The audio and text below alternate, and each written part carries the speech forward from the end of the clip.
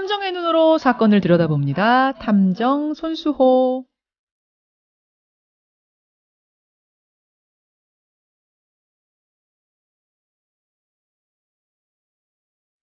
우리 사회에 관심을 모으고 있는 사건을 보다 자세히 들여다보는 시간, 탐정 손수호. 오늘도 손수호 변호사 나오셨어요. 어서 오십시오. 네, 안녕하세요.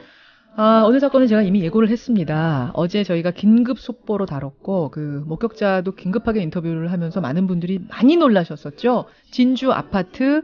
이거 지금 어떻게 이름이 붙었습니까? 방화 살인사건? 이렇게 부르면 되나요? 네, 그렇습니다. 참 끔찍한 일인데, 일단 개요 정리 짧게 해주시죠. 네, 어제도 자세히 다루긴 했는데요. 깊은 잠에 빠져있던 한밤중에 40대 남성이 자기 집에 불을 지른 다음에 이제 불이 났으니까 대피하던 그런 그 주민들에게 흉기를 휘둘렀습니다. 예. 5명이 사망하고 13명이 다친 참혹한 사건인데요. 근데 저희가 오늘 이 탐정 코너 준비하면서 고민이 굉장히 많았어요. 왜냐하면 어제 오후, 저녁, 밤, 오늘 새벽까지도 새로운 사실관계가 계속 보도됐거든요. 계속 지금 이 순간도. 그렇습니다. 그리고 또 그러한 내용들을 전달하는 것도 중요하지만 결국 오늘 이 짧은 시간을 어떻게 구성할 것인가, 방향을 어떻게 설정할 것인가, 그냥 사건 소개하고 끝나면 의미가 없잖아요. 어떤 방향을 설정할지를 굉장히 고민했는데 오늘은 좀 특별히 먼저 결론을 좀 말씀드리겠습니다. 네. 그래요? 개인의 인권과 사생활의 비밀, 그리고 사회의 안전, 과연 균형점이 어디인가? 우리가 어떤 고민을 하고 어떤 방향을 설정해서 그 균형점을 어떻게 조정하는 것이 맞는가? 이 굉장히 좀 어려운 주제를 결론적으로 말씀을 드려야 될 것 같아요. 굉장히 본질이네요.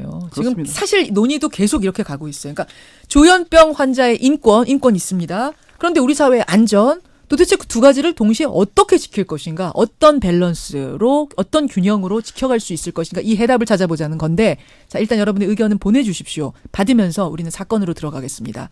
이 사건 지금 새로운 내용들 계속 나오고 있어요. 네, 그렇습니다. 범행 전에 휘발유를 미리 사서 뿌리고 불을 질렀어요. 예. 그리고 집에 있던 흉기 2자루를 들고 복도에 나가서 불이 났다고 직접 소리쳤습니다. 자기 집에 불 지르고. 그렇습니다. 네. 그래서 그 경보 소리를 들은 주민들이 집 밖으로 나왔는데 결국은 2자루의 흉기를 휘두른 안 모 씨에 의해서 희생을 당했습니다. 42세 남성 조현병을 앓고 있는 사람. 네. 11명이 당했는데 그렇습니다. 지금 다 이 흉기에 당한 거죠? 네, 다. 그렇습니다. 네. 그러니까 질식 이런 게 아니라 다 흉기인 거죠? 네, 초등학교 6학년 여학생, 고3 여학생, 그리고 50대에서 70대 사이에 3명, 이렇게 5명이 치명상 입고 쓰러진 채 발견돼서 병원으로 옮겨졌지만 안타깝게 모두 사망했고요. 또 다른 또 피해자들도 역시 계속 병원에서 치료를 받고 있습니다. 어떤 가족은 가족 4명이 한꺼번에 화를 당한 가족도 있잖아요. 네, 가장 나이가 어린 11살 금모양 가족인데요. 예. 금양, 그리고 또 금양의 할머니가 숨졌어요. 또 금양을 구하기 위해서 이 가해자 안 씨에게 달려든 금양의 어머니도 흉기에 등 찔려서 중상을 입었고요. 또 금양의 사촌언니 21살 연모 씨도 흉기에 다쳤는데 당시 상황을 이렇게 이야기했습니다. 염 씨가 불이 난 걸 알고 동생 금양, 11살 금양과 함께 4층에서 아래층으로 내려가는데 어떤 남자가 흉기를 휘두르는 걸 보고 놀라서 다시 올라가려고 했다. 그런데 그 남자가 사촌 동생을 잡아챈 다음에 흉기로 찔렀다. 도망가는 아이를 잡아채서 지금 찔렀다는 거죠. 이걸 본 동생 어머니가 딸을 살리려고 다가왔다가 옆구리를 찔렸다. 참혹한 상황이죠. 지금 이 아이 며칠 후에 수학여행이었다면서요. 그렇습니다. 참. 그리고 직접적인 사인은 다 이제 흉기에 의한 것이었지만 방화 피해도 있었어요. 불은 29분 만에 진화가 됐습니다. 복도 일부가 연기에 걸렸고 최초 발화단송인 안 씨 집은 모두 탔죠. 또 연기 마신 주민 7명이 병원에 갔는데요. 그중에 5명은 아직 귀가하지 못하고 치료 중입니다. 이러한 끔찍한 범죄를 저지른 안 씨. 신고를 받고 출동한 경찰에게 흉기를 던지면서 격렬히 저항했어요. 하지만 대치 15분 만에 경찰이 총기와 테이저건 등을 사용해서 검거하는 데 성공했습니다. 예. 그런데 잡고 보니 어제 저희가 전해드릴 때는 임금 체불 때문에 그랬다고 이 사람이 지금 진술하고 있습니다. 제가 그랬잖아요. 아니 임금 체불 때문인데 왜 자기 집에 불을 질러요? 그리고 왜 선량한 이웃 주민들을 왜 찔러요? 이해가 안 갑니다 했는데 알고 보니 그냥 횡설수설을 하는 중이었던 거예요. 체불된 임금 같은 건 없었고요. 조현병을 앓고 있었고요. 그렇습니다. 다 죽였다, 다 죽이겠다, 이런 말도 안 되는 소리를 치기도 했고요.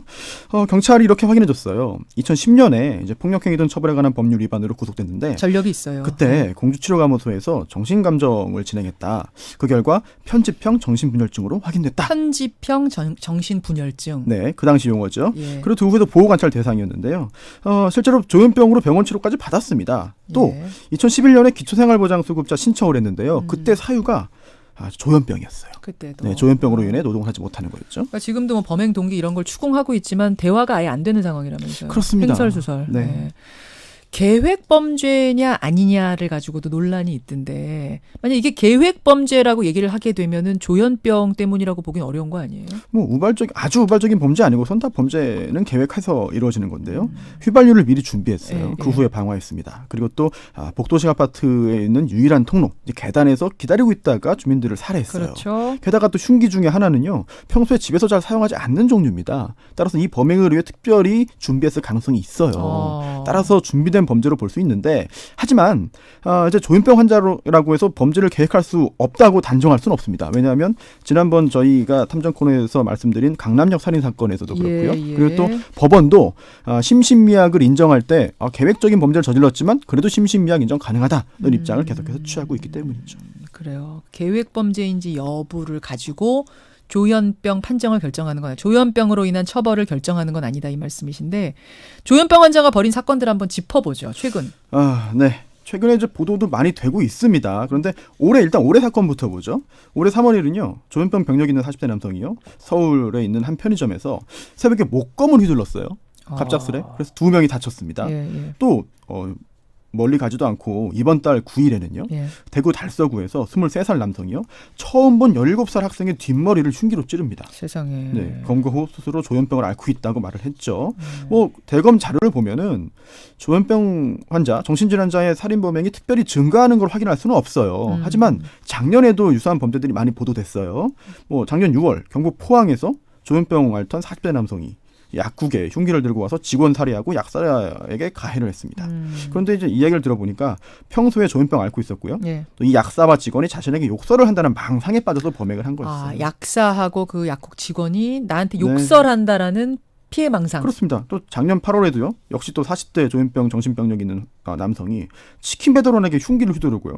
또 달아나는 피해자 쫓다가 체포되기도 하고 또 10월에도 인천의 한 캠핑장에서 한 남성이 다른 남성을 흉기로 위협하면서 또 여러 가지 그런 행위를 했고요. 역시 조현병 환자였습니다. 그러니까 이렇게 사건들만 모아서 듣다 보니까 조현병 환자들 굉장히 위험하네. 그러니까 이렇게 방치해도 되는 거야? 이렇게 거리를 걷게 둬도 되는 거야? 라고 문제 제기를 할 수밖에 없어요. 일단 조현병이 뭔지 간단히 좀 알아보죠.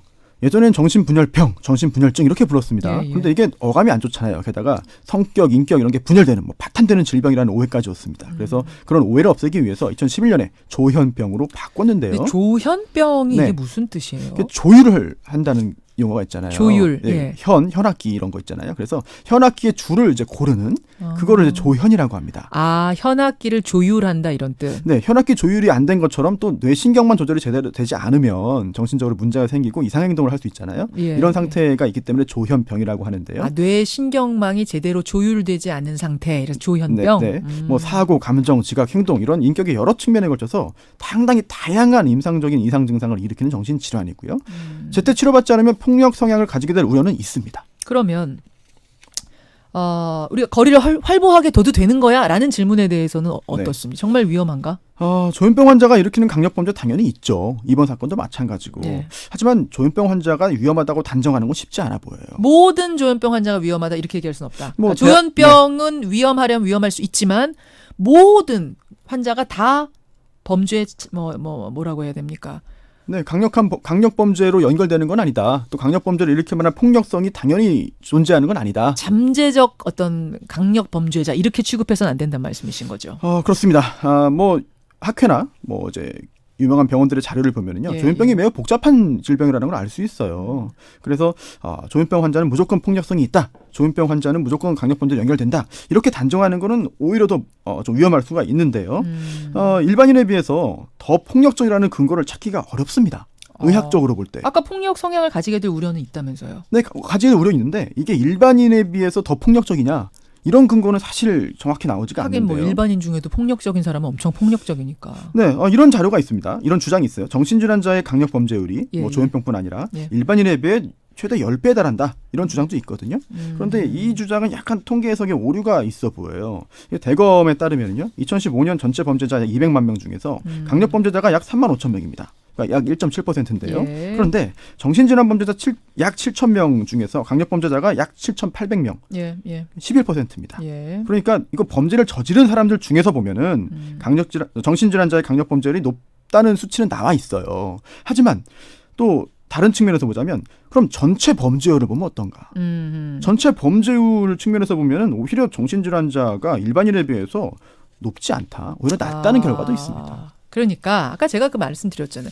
일반인 중에서도 폭력 성향 있는 사람들은 엄청나게 폭력적인 거고 정신분열, 그러니까 이 조현병 환자들 중에서도 뭐 온순한 사람은 온순한 것이고 폭력적인 사람은 폭력적인 걸까. 싸잡아서 모두 다 얘기할 수는 없다. 그렇다면 그래서 뭐 아무 문제 없다 이건 아니잖아요. 네. 지금 조현병을 앓고 있는 사람들 중에 이런 강력범죄, 묻지마 범죄 저지른 사람이 분명히 있는 상황이라면 그렇죠. 그러면 이 사람들 다 나빠는 아니겠지만 그런 문제 있는 사람들에 대한 관리는 돼야 되는 거 아닙니까? 특히 이번 사건에서 문제가 되고 있는 게 있어요. 예. 이 범인 안 씨, 예.